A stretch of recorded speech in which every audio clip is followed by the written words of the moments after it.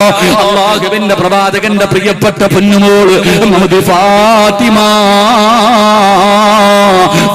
ബീബി റളിയല്ലാഹു തആല അൻഹ. പടച്ചവര് ആരാണ് ഫാത്തിമ ബീബിയെ വിവാഹം കഴിച്ചതാരാ? കോടീശ്വരനായിരുന്നില്ല.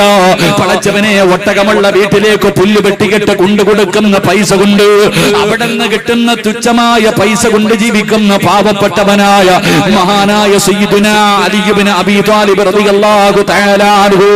അല്ലാഹുവിന്റെ പ്രവാചകൻ തന്റെ പൊന്നുമോളുടെ കയ്യിൽ പിടിച്ചു കൊടുക്കുകയാണ്. അലിയാർ തങ്ങളുടെ കയ്യിലേക്ക് പിടിച്ചു കൊടുത്തു. അവിടുത്തെ ജീവിതം വല്ലാത്ത ജീവിതമോ, അവരുടെ ജീവിതം വല്ലാത്ത ജീവിതമോ. അവസാനം അലിയാർ തങ്ങളുടെ മടിത്തട്ടിൽ കിടന്ന് ഭർത്താവിനോട് പൊരുത്തം ചോദിച്ചിട്ട് യാത്ര പറഞ്ഞിട്ട് ഫാത്തിമ ബീബി റളിയല്ലാഹു തആല അൻഹ ലോകത്തോട് യാത്ര പറയുകയാണ്.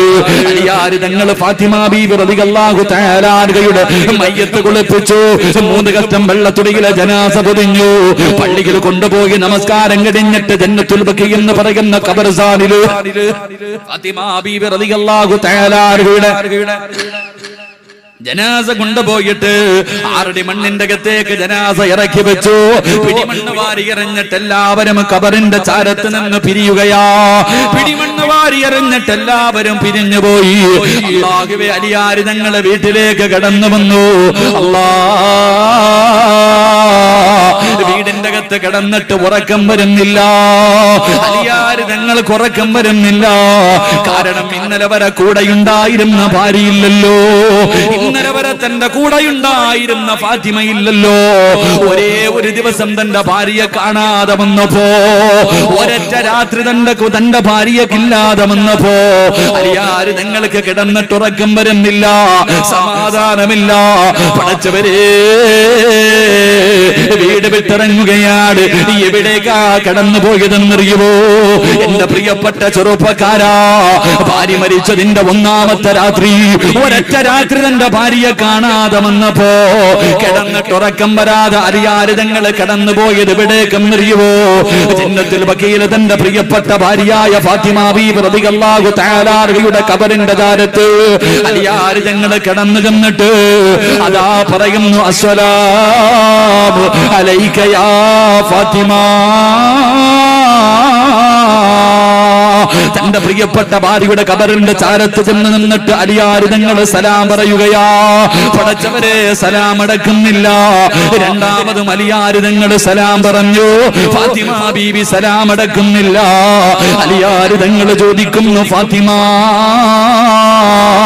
എന്റെ സലാം അടക്കാത്തതെന്തേ ഫാത്തിമ? എന്നോട് പിണക്കമാണോ ഫാത്തിമ? എന്നെ മറന്നു പോയോ ഫാത്തിമ?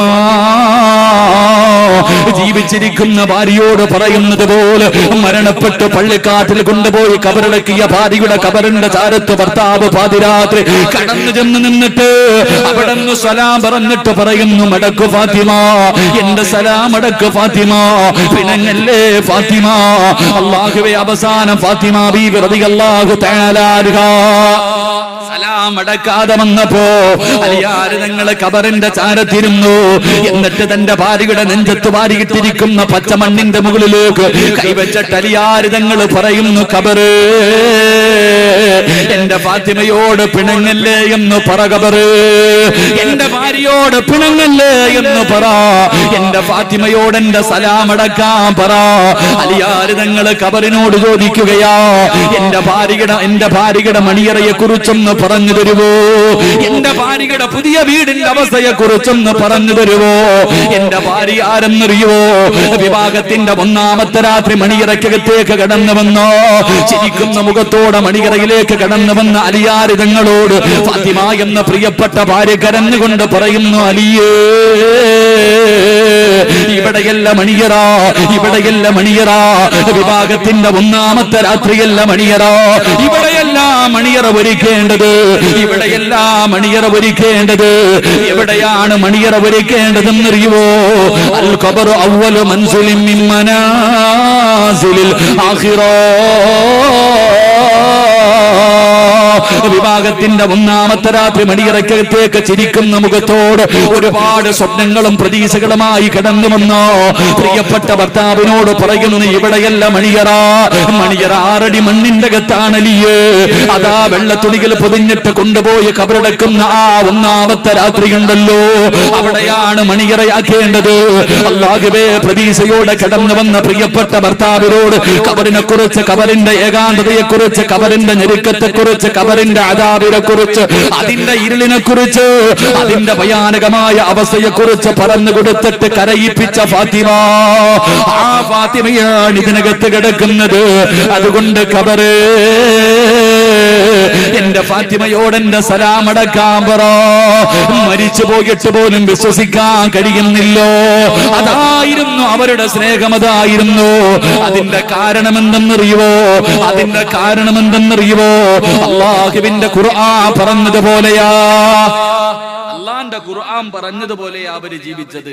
അങ്ങനെ ജീവിച്ചപ്പോ അവരുടെ ജീവിതം മരിക്കുന്ന കാലത്തോളം അവർക്ക് പരസ്പരം മറക്കാൻ കഴിഞ്ഞില്ല. അല്ലാഹു നമുക്ക്